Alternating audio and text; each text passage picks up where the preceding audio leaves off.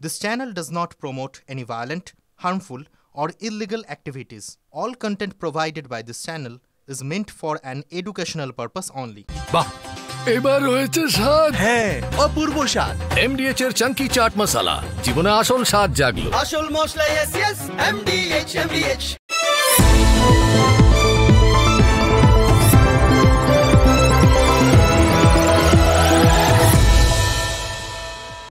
কথাই বলে জলই জীবন, কিন্তু এই টানা নাগাড়ে বৃষ্টির জেরে রাজ্যের একাধিক এলাকার মানুষের কাছে, একাধিক প্রান্তের মানুষের কাছে জল এখন জীবন নয়, জল এখন যন্ত্রণা।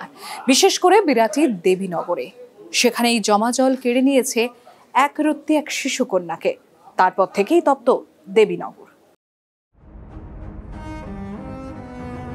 কেউ সাইকেলে, কেউ হেঁটে, কেউ আবার মোটর বাইকে। নিম্নবিত্ত হন বা বিত্তবান, সবাই এক জায়গায় দাঁড়িয়ে। সবার যন্ত্রণার নাম জল। জল জীবন দেয়, কিন্তু এই ভাঙাচোরা বাড়িটার ছোট্ট স্বপ্নটা যেন ভেঙে দিয়েছে জল। খাটের উপর ছড়িয়ে ছিটিয়ে ছোট্ট স্বপ্নগুলো, কিন্তু সেই স্বপ্ন আঁকড়ে ধরার মতো ছোট্ট প্রাণটা আর নেই। ঘরের ভেতরের জমা জল কেড়ে নিয়েছে 6 মাসের শিশুর প্রাণ। ঘরের ছবিটা আমি একবার যদি দেখাই, যেটা প্রশাসন দাবি করছে, রাজ্যের মন্ত্রীরা দাবি করছেন যে বৃষ্টি হলেই জল 3 থেকে 4 ঘন্টায় নেমে যায়, সেখানে এই শিশুটির মৃত্যুর প্রায় 24 ঘন্টা পরও এখনও কিন্তু সেই ঘরেও জল বর্তমান। সেই দেবীনগর এলাকায় শামুক ভাসছে, মরা শামুক। এখানে মাসখানিক ধরে রাস্তায় জল। আজকে কি করবেন? আজকে কোনো অভিযোগ জানাবেন, বা এখন আপনারা কোথায় যাচ্ছেন? আমরা কোনো অভিযোগ জানাতে চাই না। আমরা কি দাবি রাখবো? নাতনি চলে গেল, আর কি দাবি রাখবো? আর দাবি রাখার মতন কিছু নেই।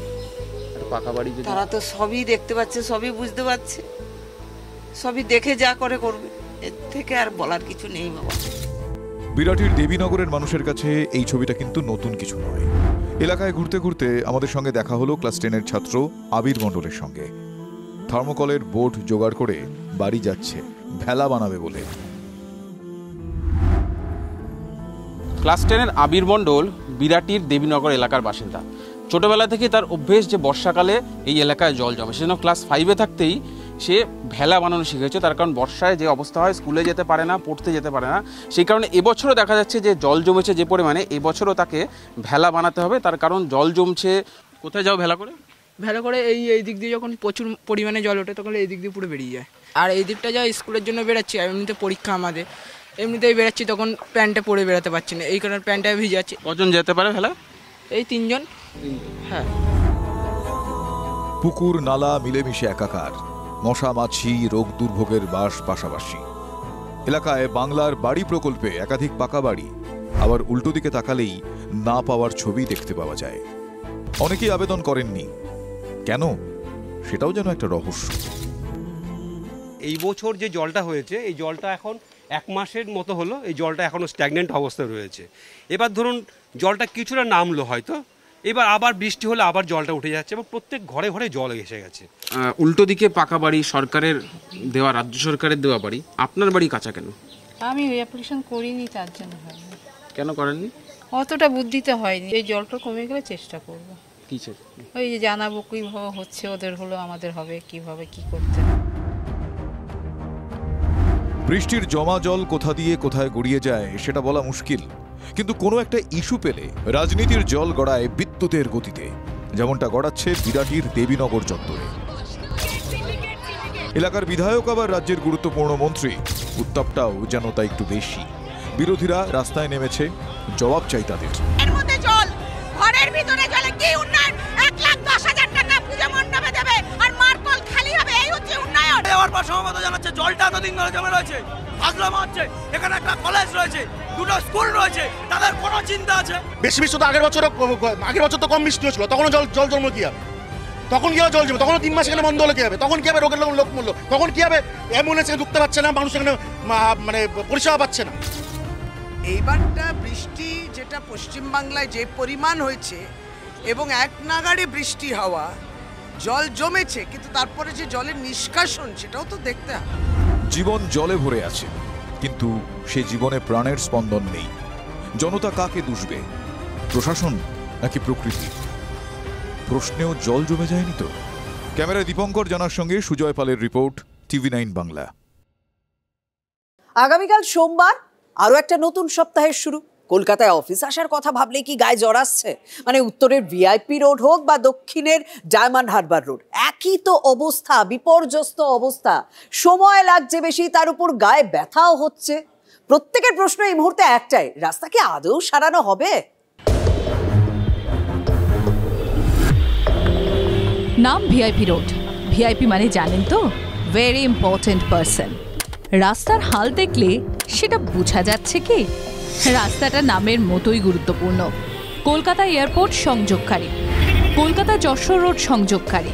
বৃষ্টির পর সেই রাস্তার এখন এই দশা, বলা ভালো দুর্দশা। বৃষ্টি হলে কাদা জল, বৃষ্টি থামলে ধুলোই নরক, দুপা এগোলেই গর্ত। সকাল থেকেই জ্যাম, যত রকম পেশেন্ট আছে বা অফিস যাত্রী যারা আছে তাদের খুবই দুর্দশার মধ্যে পড়ছে। হলদিরামের সামনে এতটাই জল যে মানে 30 দিনের মধ্যে 20 দিন জল জমেই থাকে। VIP রোডের দুপাশের রাস্তার হালও তথই বচ।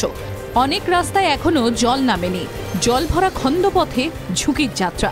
তা সে অটো হোক বা 4 চাকা কিংবা 2 চাকার বাইক। এই জায়গাটায় ডোবা হয়ে রয়েছে দেখুন, আর কত টোটো গাড়ি ওখানে উল্টে গেছে। 5 থেকে 6টা গাড়ি উল্টেছে। আমার জন্মের থেকে দেখে আসছি রাস্তা খারাপ, ড্রেন পরিষ্কার না হলে জল যাবে না। অফিসে বেরোলে রাত্রির 10টা 11টা বেজে যাচ্ছে, 4 ঘন্টা লেগে যাচ্ছে, এত জল জমছে। সারাই হবে কবে? বৃষ্টিকেই ঢাল পুরসভার। এটা পিডব্লিউডির রাস্তা, নিশ্চয়ই পৌরসভা আমাদের তো দায়িত্ব আছে। পিডব্লিউডি কাজটা করবে যে জলটা না কমলে একটার পর একটা বৃষ্টি হচ্ছে। এয়ারপোর্টের কাছে যেখানে VIP রোড শেষ হচ্ছে তার কয়েক কিলোমিটার দূরেই বেলঘড়ি এক্সপ্রেসওয়ে শুরু। নামে তালেবম, চেহারায় কঙ্কালসার। প্রতি মিনিটে একটা করে দুর্ঘটনা ঘটে না, এটাই রক্ষে। যখন তখন অ্যাক্সিডেন্ট হতে পারে, খুব বাজে অবস্থা। যে কোনো মুহূর্তে অ্যাক্সিডেন্ট হলো বলে, কাল রাত্রে অলরেডি অ্যাক্সিডেন্ট হয়েছে। কতবার সংস্কার হয়, এমন সংস্কার হয় আবার খারাপ হয়ে যায়। এই রাস্তা প্লাস যশোর রোড, 1 ঘন্টা রাস্তা 5 ঘন্টা লাগছে। মানে এত ভাঙা রাস্তা পশ্চিমবাংলায় আমরা মানে কোন জায়গা আছি?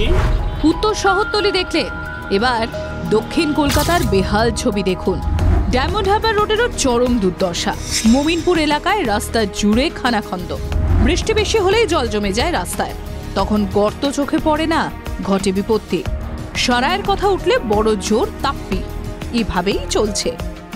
যে কোনো সময়তে তার অ্যাক্সিডেন্ট হয়ে যেতে পারে। অবস্থা খুবই খারাপ, একদম জঘন্য। গাড়ি আমার খারাপ হয়ে যাবে, নতুন গাড়ির পুরো চাক্কা বক্কা লুজ হয়ে যায়। কোনো কারোর কোনো হেলদোল নেই, কিচ্ছু নেই, সবাই দেখছে, প্রশাসন সবাই। মানে হরিবল condition. I mean you can't stay in a state like this. বৃষ্টিকে ঢাল করেছেন কলকাতার মেয়রও। 10 দিন বৃষ্টি কমলে রাস্তাঘাট সব ঠিক হয়ে যাবে। কলকাতা না, চারিদিকে পিচের শত্রু হচ্ছে জল। বৃষ্টি বন্ধ হলেই রাস্তাঘাট 10 দিন ড্রাই পেলে সব ঠিক হয়ে যাবে। বৃষ্টি না ধরলে নরক যন্ত্রণায় কি ভবিতব্য? Bureau report, TV9 Bangla. রাস্তা নিয়ে মানুষের আক্ষেপ শুনলেন, শুধু আক্ষেপ নয়, ক্ষোভ বিক্ষোভও হলো। বনগাঁ থেকে রঘুনাথগঞ্জ সর্বত্রই মানুষ গর্জে উঠলেন খারাপ রাস্তা নিয়ে, আর দেখালেন বিক্ষোভও। রাস্তায় কলা গাছ পুঁতে বিক্ষোভ বিজেপির। কেন বিক্ষোভ? কারণ লেকটাউন বাঙুরের রাস্তায় যাতায়াত ক্রমে দুঃসহ। কঙ্কালসার চেহারা লেকটাউন সার্ভিস রোডের। কাছেই দমকল মন্ত্রী সুজিত বসুর বাড়ি। হেভিওয়েট নেতার তল্লাট, তবুও উন্নয়নের লেশমাত্র নেই রাস্তায়। বিধায়ক যিনি আছেন 300 মিটার দূরে থাকেন সুজিত বোস, কোনো হেলদোল নেই। আজকে মানুষের ভোগান্তি ওরা চোখে পড়ছে না। বিধাননগর থেকে শুরু করে আমাদের দক্ষিণ দমদমে যে 10টা ওয়ার্ড আছে বিধাননগর বিধানসভায়, সেখানে সমস্ত রাস্তাঘাটের অবস্থা ভয়ানক। বনগাঁয় আবার বিজেপি বিধায়কই বিক্ষোভের মুখে। জমা জলে প্রাণপুষ্টাগত বাসিন্দাদের। বিধায়ক অশোক কীর্তনিয়া কথা না বলে যাওয়ার অভিযোগ তুলে সরব বনগাঁর 21 নম্বর ওয়ার্ডের বাসিন্দারা।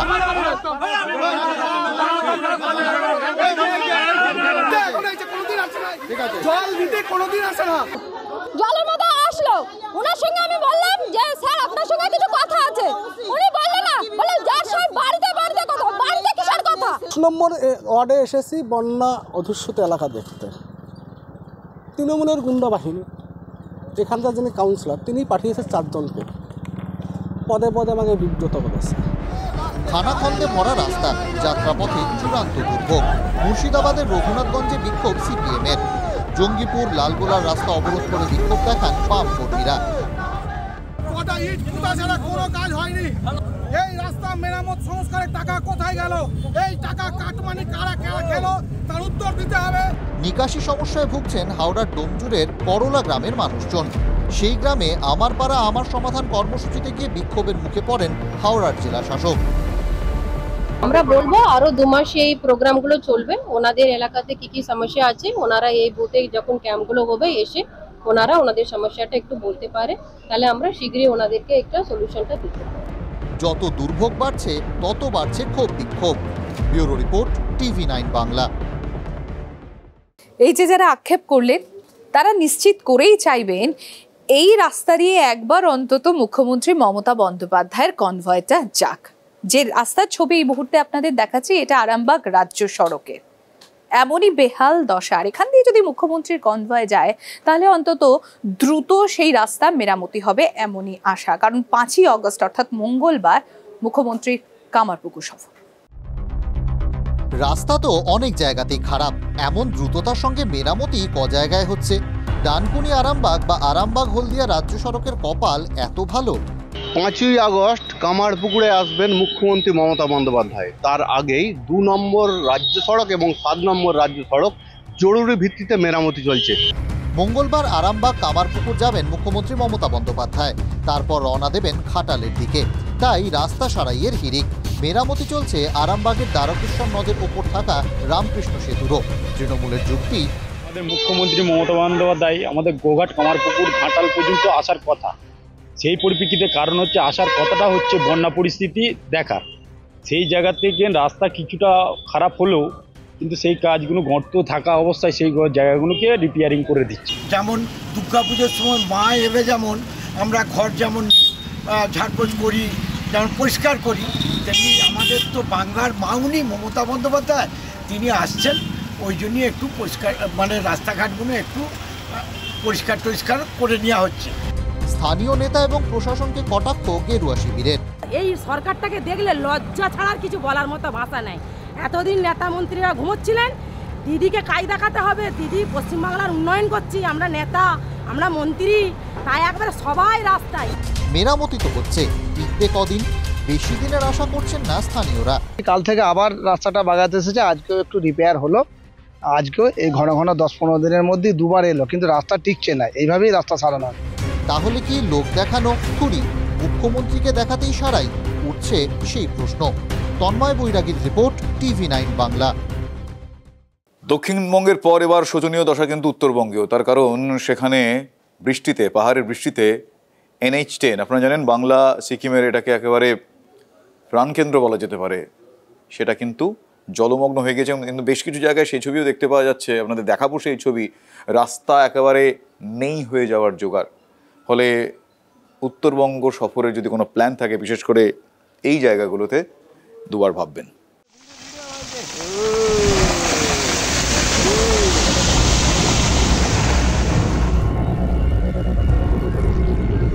পাহাড় জুড়ে ভূমিধস, প্রবল বৃষ্টির জেরে আবারও বিপর্যস্ত জাতীয় সড়ক। ফিরে এলো সেই ভয়াবহ স্মৃতি। গোটা এলাকা জুড়ে কিন্তু বড় যান চলাচল বন্ধ করে দেওয়া হয়েছে। শুধু যেটুকু স্প্যান রয়েছে সেই এলাকা দিয়ে কিছু ছোট গাড়ি চালানো হচ্ছে। এই যত আমরা এগোচ্ছি ততই কিন্তু এই ফাটল চওড়া হচ্ছে, এবং এই যে এলাকাটা দেখে মনে হচ্ছে পিচের আস্তরণ, কিন্তু বাস্তবে তলায় কিছু নেই। এবং এই জায়গাগুলো যদি দেখাই, এই জায়গাগুলোই কিন্তু ভয়াবহ ছবি। এখানে যে জাতীয় সড়ক ছিল, অন্তত এই ছবিটা দেখলে কেউ বলবেন না এই গোটা এলাকা জুড়ে জাতীয় সড়ক এই তিস্তার গর্ভে বিলীন হয়ে গেছে। শুধু এই সেতিঝরা নয়, পাহাড় জুড়ে একাধিক এলাকায় এভাবে এই ধসের জেরে বিপর্যস্ত সিকিমের লাইফ লাইন। কালকে কিছুটা রাস্তা ছেড়েছিল, গেছে, কিন্তু আমরা পার হতে পারিনি। আজকে দাঁড়িয়ে আছেন? আজকেও দাঁড়িয়ে আছে। আমাদের এখানে মোটামুটি আরো 10 কিলোমিটার আগে গাড়ি দাঁড় করিয়ে দিয়েছে। আমরা ভাঙাটা দেখতে এসেছি যে কি কন্ডিশন। গাড়ি যাবে না এখান দিয়ে, বড় গাড়ি যাবে না। জায়গায় জায়গায় প্রচুর গাড়ি দাঁড়িয়ে আছে। যেভাবে এই ছবি দেখা যাচ্ছে, বাস্তবে এই এলাকায় এই রাস্তা আদৌ থাকবে কিনা সেই প্রশ্নটা কিন্তু আবারও সামনে আসছে। ক্যামেরায় দীপায়ন সাহার সঙ্গে প্রসেনজিৎ চৌধুরী, TV9 বাংলা, সেতিজোড়া। এতদিন আইন শৃঙ্খলা পরিস্থিতি নিয়ে প্রশ্ন উঠলেই বাংলার শাসক দলের নেতারা বারবার উত্তরপ্রদেশের উদাহরণ দিতেন, বলতেন দেখুন যোগীরাজ্যে কি হচ্ছে। এখন কিন্তু বন্যা পরিস্থিতির জন্যও তারা উত্তরপ্রদেশকে উদাহরণ হিসাবে তুলে ধরতে পারেন। তার কারণ গঙ্গা এবং যমুনা জলস্ফীতিতে এই মুহূর্তে বারাণসী থেকে প্রয়াগরাজ পর্যন্ত কার্যত ভেসে যাচ্ছে, জনজীবন বিপর্যস্ত। দেখুন সেই ছবি।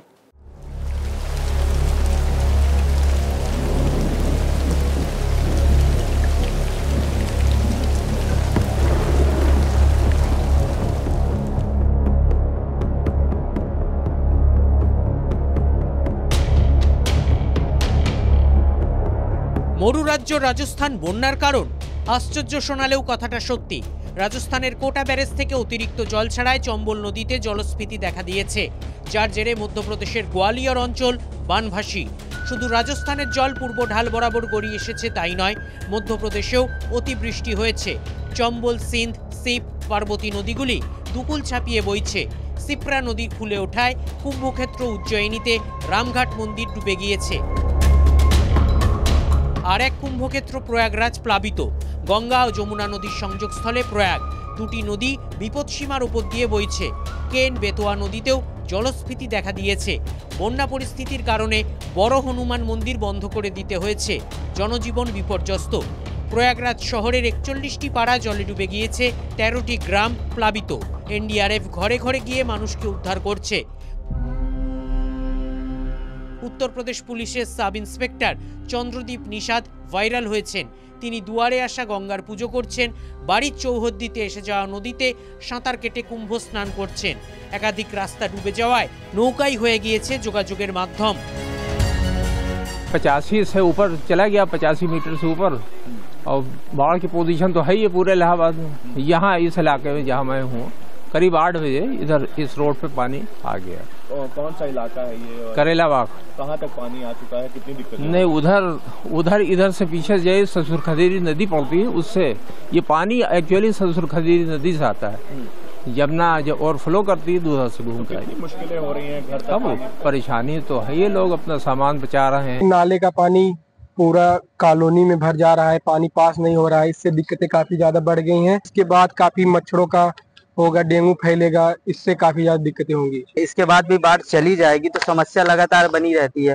गंदा पानी आता है, वही पानी खाना बनाते हैं, बीमार हो जाते हैं हम लोग, डेंगू फैलता है। मतलब ये डिस्टर्बेंस जब तक बाढ़ है तब तक ही नहीं है, इसके बाद भी समस्या बनी रहती है। नाले का पानी इसमें आ नहीं पाता है, उसके बाद गंदगी बनी रहती है, वहीं पे सारी दिक्कतें हैं बहुत सारी।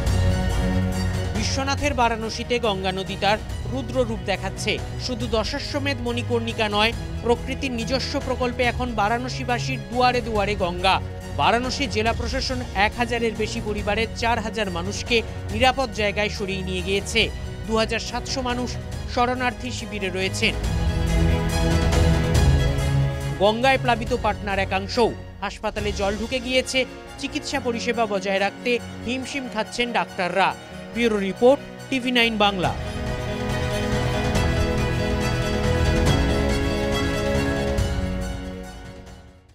পুরো দমে বর্ষাকাল চলছে, আর এবারে তো রেকর্ড বৃষ্টি। ঝমঝম করে বৃষ্টি যেমন হয়েছে, তেমনি ইলশেগুড়ি বৃষ্টিও হয়েছে। ইলশেগুড়ি বৃষ্টি তো হলো, কিন্তু ইলিশ কোথায়? ইলিশ যে নেই তা কিন্তু নয়, ইলিশ বাজারে আছে, তা পর্যাপ্ত নয়। সেই কারণে রূপলি শস্য এই মুহূর্তে সোনার দামে বিক্রি হচ্ছে। কিন্তু এত ইলিশ যাচ্ছে কোথায়? মানে যার টাকা আছে তার পাতেই কি শুধুমাত্র ইলিশ আছে?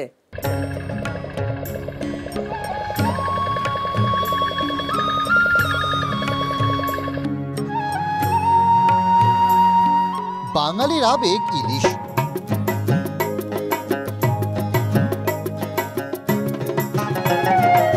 বর্ষা এলে ইলিশ ভাজা আর কাঁচা লঙ্কা দিয়েই এক থালা ভাত সবার হয়ে যায়। বেগুন দিয়ে পাতলা ঝোল বা ভাপা ইলিশ হলে তো কথাই নেই। কিন্তু ঘরে ঘরে কি এই ছবি আমরা দেখতে পাচ্ছি?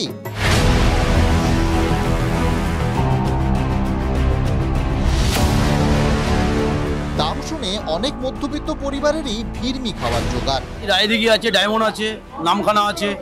1 কিলো সাইজ নিলে 800 টাকা।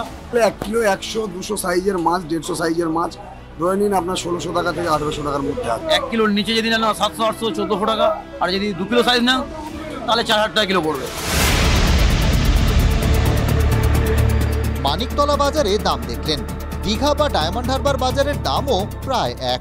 এখন তো 600-700 গ্রাম ওজনের মাছ তো 900, 950, 850 এরকম। 1 কিলো ওজন হলেই 1700-1800 টাকা দাম হয়ে যাচ্ছে। 500 গ্রাম ওজন ইলিশ চলছে 800 টাকা কিলো, 700-800 ওজন ইলিশ চলছে 1100 টাকা, 1200 টাকা। বড় 1 কিলো ওজন ইলিশ চলছে 1500-1600। সবই নৌকো কাঁচা মাছ, একদম মন্দারমণি সুপার কোয়ালিটি মাছ।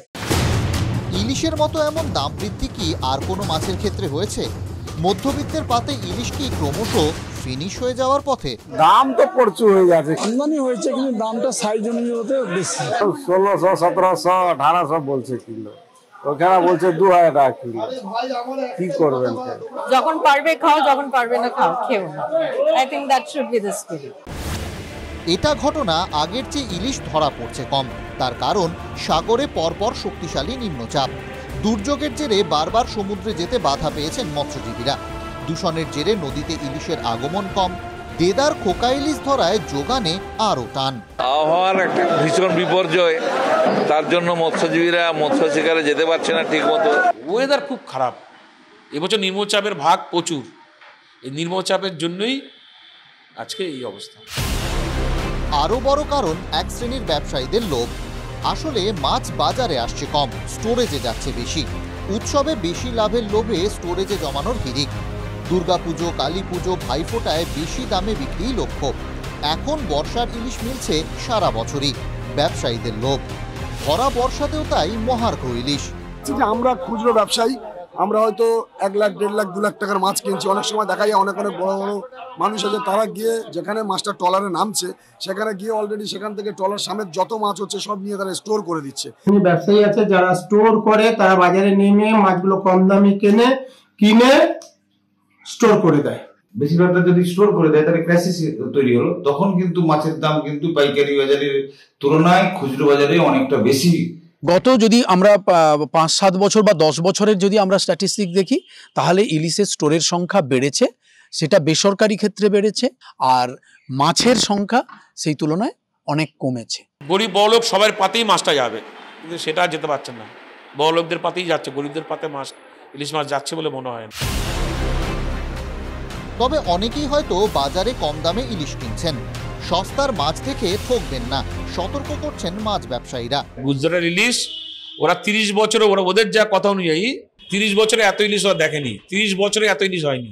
এবার যে আর ইলিশ হয়েছে, কিন্তু গুজরাটের ইলিশটার কোনো টেস্ট নেই। গুজরাটের ইলিশটা 1 কিলো, 1.5 কিলো সাইজ 500-550 টাকা করে বিক্রি হচ্ছে। আপাতত কদিন নিম্নচাপ নেই, ট্রলার পাড়ি দিয়েছে গভীর সমুদ্রে। যোগান বাড়লে কি দাম কমবে? অপেক্ষা ছাড়া গতি নেই। Bureau report, TV9 Bangla. হুগলিতে বিতর্ক রচনায় কি ইতি পড়তে চলেছে? দিদির রচনা চ্যালেঞ্জের কাছে কি হার মানলেন তৃণমূল কংগ্রেসের বিধায়ক অসিত মজুমদার? বন্ধুত্ব দিবসে এই বিশেষ দিনে তৃণমূল বিধায়কের গলায় অন্তত তেমনই ইঙ্গিত পাওয়া গেল। তৃণমূল কংগ্রেস পার্টির বিধায়ক এখানে এসেছিলেন এবং এখানে এসে উনি শিক্ষিকারা রয়েছেন, শিক্ষকরা রয়েছেন, তাদেরকে অশ্রাব্য ভাষায় গালিগালাজ করেছেন। শিক্ষিকা যদি কিছু অভিযোগ করেন, আমি ওই স্কুলের ম্যানেজিং কমিটির মেম্বার, যা বলার শিক্ষিকাকে বলবো। অনেকে অনেক কিছু জানেন, আর নিশ্চয়ই জানবেন, উপর মহলে আমি খবর পাঠাবো। এটা ওর মনোভাবও বলেছে। আমি রচনা ব্যানার্জি যে কথা দিয়ে গেলাম, কার কত দম আছে সে আমাকে আটকে দেখিয়ে। চুঁচুড়ার একটা স্কুলের স্মার্ট ক্লাস নিয়ে রচনা বন্দ্যোপাধ্যায় ও অসিত মজুমদারের কথার লড়াই জেলার রাজনীতির হাওয়া বেশ গরম করেছিল। একে সাংসদ বনাম বিধায়ক, তার উপর ইস্যু স্কুলের উন্নয়ন। বিরোধীরা বেশ তাড়িয়ে তাড়িয়ে উপভোগ করছিল শাসক দলের টক্কর নাম্বার 1। কিন্তু তর্জন গর্জন যতটা ছিল, বর্ষণ ততটা হলো না। বন্ধুত্ব দিবসে সন্ধির বার্তা পাঠালেন চুঁচুড়ার বিধায়ক অসিত মজুমদার। রচনায় যদি আমার কোনো কথায় দুঃখ পেয়ে থাকে, আমি দুঃখিত, অনুতপ্ত। রচনা আর আমি একসাথে কাজ করব, আগামী দিন এই প্রতিশ্রুতি নিলাম। নিজের সঙ্গে সাংসদের সন্ধি করতে গিয়ে বিরোধীদের দিকে আঙুল ঘুরিয়ে দিলেন অসিত মজুমদার, সঙ্গে আবার গুপ্তচরের খোঁজ। এর মধ্যে বিজেপি সিপিএম এর লোক ঢুকে আছে, যারা আমাদের সেজে আছে, এটা আমি রচনাকে বোঝাবো এবং আমরা ভাই বোনের মতো কাজ করবো দলে। বর্ষার জমা জলে জনতার রেহাই নেই, তার সঙ্গে আবার জুড়েছে রাজনীতির ঘোলা জল। বিধায়কের সন্ধি প্রস্তাব নিয়ে যদিও সাংসদের তরফে এখনো কোনো মন্তব্য আসেনি, কিন্তু আগেই রচনা বন্দ্যোপাধ্যায় বলেছিলেন, অনেকে অনেক কিছু জানেন, নিশ্চয়ই জানবেন, উপর মহলে আমি খবর পাঠাবো। আমি রচনা ব্যানার্জির যে কথা দিয়ে গেলাম, কার কত দম আছে সে আমাকে আটকে দেখিয়ে দিই, এবং এর শেষ আমি দেখে নিই। আমি জানি না, তখন ওনার বয়স হয়ে গেছে, ওনার মাথা কাজ করছে। শেষ কি তাহলে হয়ে গেল? অসিতের সন্ধি প্রস্তাব কি দলেরই চাপ? আপাতত প্রশ্নটা থেকে গেল। হুগলি থেকে আশিক ইনসানের রিপোর্ট, TV9 বাংলা। পুজো আসছে, হাতে গুনলে কিন্তু আর 2 মাসও বাকি নেই। প্রস্তুতি পর্ব তুঙ্গে, কথার বলার অপেক্ষা রাখে না। কিন্তু বিশেষ করে শহরের 3টি পুজো উদ্যোক্তাদের কিন্তু চিন্তা অনেক বেশি। তার কারণ মহালয়ার আগেই যাবতীয় প্রস্তুতি পর্ব সেরে একেবারে রেডি করা যাকে বলে রেডি করে ফেলতে হবে। তার কারণ এই 3টে পুজো এবার বিশেষ। কি কারণে বিশেষ আপনারা অনেকেই জানেন, যারা জানেন না তাদের বলি, এই 3টে পুজোর ক্ষেত্রে দেবী দর্শনের জন্য টিকিট কাটতে হবে। আসুন দেখি। বালিগঞ্জ কালচারাল, দমদম পার্ক ভারত চক্র, কেন্দুয়া শান্তি সংঘ, শহরের এই 3 পুজো মণ্ডপে দক্ষিণা দিয়ে প্রতিমা দর্শনের ব্যবস্থা। মহালয়ার আগে পিতৃপক্ষেই খুলে যাবে মণ্ডপের দরজা। কলকাতায় এবার কিন্তু পুজোয় বিশেষত্ব থাকছে, নতুন একটা দিগন্ত খুলে যাচ্ছে কলকাতার পুজো ট্যুরিজমকে কেন্দ্র করে। পুজো পর্যটন, অর্থাৎ পুজোকে পর্যটনের অন্যতম গন্তব্য হিসেবে তুলে ধরতে চাইছেন শিল্পী এবং উদ্যোক্তারা। লক্ষ্য ইউনেস্কোর হেরিটেজ স্বীকৃতি কাজে লাগিয়ে দেশ বিদেশের মানুষকে পুজোয় টেনে আনা। কিন্তু তাই বলে টিকিট কেটে ঠাকুর দেখা? বিন্দুমাত্র বিতর্ক দেখছেন না শিল্পী সুশান্ত শিবানী পাল এবং উদ্যোক্তারা। ইউনেস্কোর যে ইনট্যাঞ্জেবল কালচারাল হেরিটেজ যে শিরোপা কলকাতা পুজোর সঙ্গে যুক্ত হওয়ার পরে কিন্তু অনেক মানুষ দেখতে চাইছে যে আসলে এটা কি হচ্ছে। আমাদের দেশের বিভিন্ন রাজ্যের মানুষও যারা শিল্পরসিক মানুষ, তারাও কলকাতার দুর্গাপুজো উপভোগ করতে আসতে চাইছে। বয়স্ক লোকেদের পক্ষে বা বিদেশ থেকে, বাইরে থেকে যারা আসেন, প্রচুর লোক এখন বিদেশ থেকে আসেন, তাদের পক্ষে ওই ভিড় ঠেলে মানে ভিআইপি পাস থাকলেও তাদের পক্ষে ভালোভাবে পুজোটা দেখা, শিল্পটাকে উপভোগ করা, তার সুযোগটা হয় না। যে কোনো বিদেশে যাও, সেখানেও প্রত্যেকটা ফেস্টিভ্যালকে দেখতে গেলে, প্রত্যেকটা আর্টকে দেখতে গেলে একটা টিকিটিং শো থাকে, ঠিক আছে? তো why not Durga Puja ticketing show হবে। দক্ষিণা কত? একজনের 100 টাকা, দুজনের টিকিট 150 টাকা, তিনজনের টিকিটের দাম 200 টাকা এবং 4 জনের টিকিট 300 টাকা। টিকিট কাটা যাবে অনলাইনে। কবে কখন দর্শন? দিন হিসেবে ঠিক হয়েছে 19, 20 এবং 21শে সেপ্টেম্বর। সময় সন্ধ্যে 6টা থেকে ভোর 3টে। 21শে সেপ্টেম্বর মহালয়া, তার আগেই উদ্বোধন হয়ে যাবে কি? পুজো নিয়ে বঙ্গবাসীর আবেগে ধাক্কা লাগবে না তো? পিতৃপক্ষে পুজোর যে শিল্প, অর্থাৎ দুর্গাপুজোকে কেন্দ্র করে যে এক্সিবিশন চলে গোটা কলকাতায়, সেই মণ্ডপে মণ্ডপে শিল্পগুলোকে দেখানোর ব্যবস্থা করে দিচ্ছেন সুশান্ত শিবানী পাল। অন্য উদ্যোক্তা, অন্য শিল্পীরা কি আদৌ একমত? থিম পুজোটাকে মানে কিছু কিছু শিল্পী বা কিছু কিছু কমিটি এমন জায়গায় নিয়ে যাচ্ছে যেখানে দুর্গাপুজোটাই থাকছে না, বা দুর্গাপুজো না থাকলেই মনে হয় ভালো হয়। আমি বলছি না এটা সমস্যা, বাট যে এসেন্স, বারোয়ারি এসেন্স, যার পয়সা আছে, আমি দেখবো একটা বাচ্চা ছেলেকে হাতে নিয়ে, একটা কোলে নিয়ে, বুকে নিয়ে বাবা ভূতভূতিতে থাকবে, আর সেই বাচ্চাটা দেখবে ওখান দিয়ে কিছু বাচ্চা তারা সুন্দর লাইনে হাতে বেলুন নিয়ে ঢুকে পড়বে। এই ডিসক্রিমিনেন্সিটা না হওয়াই ভালো। কলকাতা কি বলছে? টিকিট কেটে দেখার একটা ব্যবস্থা যদি করা হয়, সেই বিভাজনটা বড্ড চোখে আঙুল দেওয়া বড্ড স্পষ্ট হয়ে যাচ্ছে। সেটা দুর্গাপুজোর মতন একটা উৎসবের ক্ষেত্রে একটু ক্ষতিকারক বলেই আমার মনে হয়। আমি তো খুবই কন্ডেম করছি যেরকম একটা বিষয় করার, যে এইখানে এই বিভাজনটা করার কোনো মানে হয় না। যদি এটাই করতে হতো, আমার এর থেকে অনেক বেটার হচ্ছে যে ভগবানের উদ্দেশ্যে কেউ যদি কিছু দান দিতে চান, তাহলে দান আপনি দিতে পারেন। এটা তো কাইন্ড অফ টাকা ইনকামেরই একটা রিসোর্স করা হচ্ছে। দর্শনার্থীদের আশ্বস্ত করছেন শিল্পী। সর্বজনীন পুজো সর্বজনীনই থাকছে। যখন থেকে মাতৃমণ্ডপ দেবীপক্ষের পরে উদ্বোধন হয়ে যাচ্ছে, তখন তো সেটা সর্বসাধারণের জন্য, সেখানে কিন্তু আর টিকিটিং ব্যবস্থা থাকছে না। পুজোর আগেই পুজো, পুজো না প্রদর্শনী, এই আলোচনাটাই শুরু করিয়ে দিল 3 পুজো কমিটি। সুমন মহাপাত্রের রিপোর্ট, TV9 বাংলা। ভগ্ন স্কুল, জরাজীর্ণ ক্লাসরুম আর এই সবের চাপে পড়ে কোথাও হারিয়ে যাচ্ছে বাচ্চাদের মানে পড়ুয়াদের কোলাহল। সামান্য সরকারি সাহায্য পেলে যাদের ভবিষ্যৎ গড়ত, আজ তারা চূড়ান্ত অবহেলিত। পড়ুয়ারা তো আর ভোটার নয়, তাই কি এত অবহেলা? অনুদান আর উৎসবের ঢক্কানি নাদে কোথাও কি চাপা পড়ে যাচ্ছে, বঞ্চিত হচ্ছে মৌলিক অধিকার? আসুন দেখাবো বাঁকুড়ায় এই জরাজীর্ণ স্কুলের দশা। বাঁকুড়া 1 নম্বর ব্লকের কেঞ্চাকুড়া বেশ জাঁকজমক করে একাধিক পুজো হয় গ্রামে। সরকারি অনুদানে আড়ম্বরের বহর বছর বছর বাড়ছে, কিন্তু সেই উৎসবের আলো ঢাকতে পারেনি প্রান্তিক এই স্কুলের আধার।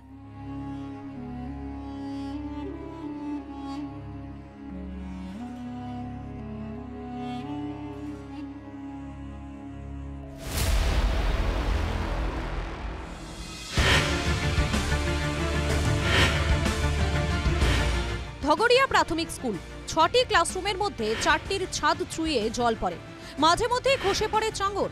2টি ঘরে 63 জন পড়ুয়াকে বসিয়ে চলে পঠন পাঠন। শৌচালয়ের দেওয়াল ভেঙে চৌচির, 2টি নলকূপ থাকলেও জল পানের অযোগ্য। 5টি ক্লাসের জন্য মাত্র 2 জন শিক্ষক। দীর্ঘদিন ধরে স্কুলের কোনো কাজ হয়নি ঠিকমতোভাবে, রক্ষণাবেক্ষণ যে স্কুলের যেগুলো প্রয়োজন সেগুলো ঠিকমতো হয়নি। পুজোর অনুদান দিয়ে ওটা শুধুমাত্র ভোট কেনার জন্য সরকারের একটা প্রোগ্রাম। আমি এখানকার হেডমাস্টার, আমি এই ক্লার্ক, আমি এই পিয়ন, আমি এই টিচার, আবার আমাকে সামগ্রিকভাবে সব কিছু দেখতে হয়। আমি আসলে অ্যাকচুয়াল বলতে গেলে হাফ টিচার পড়ে যায়। মানে একটা সিঙ্গেল টিচারের পক্ষে 50-60টা ছেলেকে ভালো করে পড়ানো কি সম্ভব বলুন? আগে পরিকাঠামোটা, পুজোটা পরে হলেও চলবে। সরকার টাকা দিচ্ছে ওদের নিজের স্বার্থের মতে, কিন্তু এই আমাদের গরিব মানুষের যদি আগে এরকম ইয়া করতো তাহলে হ্যাঁ এই স্কুল এই যে ছেড়ে পড়ে যাচ্ছে আর হচ্ছে, তাহলে এগুলো আগেই দেখতো। এই কাদা পথ ধরেই স্কুলে যেতে হয়, পড়ুয়াদের হাতে ওঠে জুতো। একইভাবে পাশে থাকা ICDS কেন্দ্রেও পৌঁছায় শিশুরা। প্রত্যেকের হাতে জুতো, কিন্তু কেন তাদের হাতে জুতো করে স্কুলে আসতে হচ্ছে? সরকারিভাবে প্রত্যেক স্টুডেন্ট তারা জুতো পেয়েছে, কিন্তু সেই জুতো পরে তারা স্কুলে আসতে পারে না। বাড়ির যে জুতো পরে তারা স্কুলে আসে, জুতো পরে বুট পেয়েছি। হ্যাঁ, সেটা পরে আসোনি কেন? কাদা বলে আসেনি, কাদা লাগে যাবে। প্রতিদিন স্কুল আসো? হ্যাঁ। তো কাদায় পড়ে যাও মাঝে মধ্যে? হ্যাঁ। কোন কোন ক্লাস বসো এক একটা ক্লাসে? 2, 3, 4, 5, 4। সবাই একসঙ্গে বসে ক্লাস করো? হ্যাঁ। স্কুলটা ভালোভাবে হয়ে যায়, বাচ্চারা যেমন সেফটির মধ্যে থাকতে পারে। এই যে ভয়ে কোনোদিন আমরা স্কুল পাঠাচ্ছি, কোনোদিন আমরা পাঠাতে পারছি না, সে ভয়টা তো না থাকলে তো আমরা স্কুল পাঠাতে পারবো বাচ্চাকে। শিক্ষকদের দাবি বারবার সংশ্লিষ্ট দপ্তরে কড়া নেড়েছে, কিন্তু হাল ফেরেনি স্কুলের পরিকাঠামো।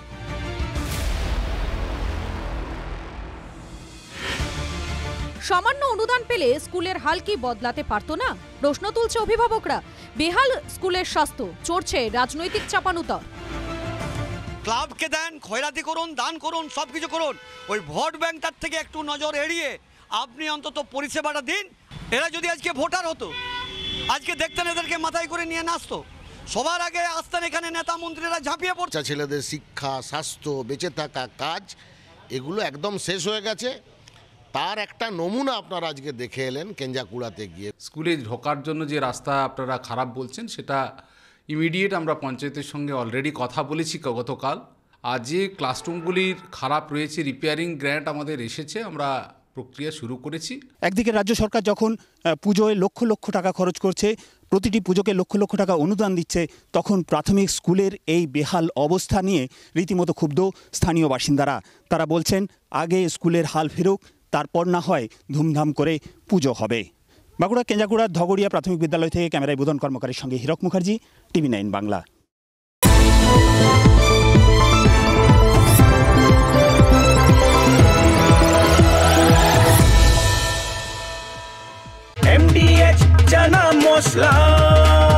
এখন ছোলা হোক বা বরবটি দানা, সাদা চানা হোক বা কালো, সব রান্নাই হবে অসাধারণ।